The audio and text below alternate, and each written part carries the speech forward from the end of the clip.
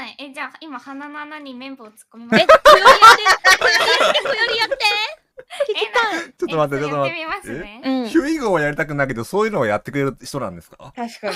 なんでヒュイゴはやりたくないわけ？ヒュイゴはなんか、今鼻の穴に綿棒突っ込みます。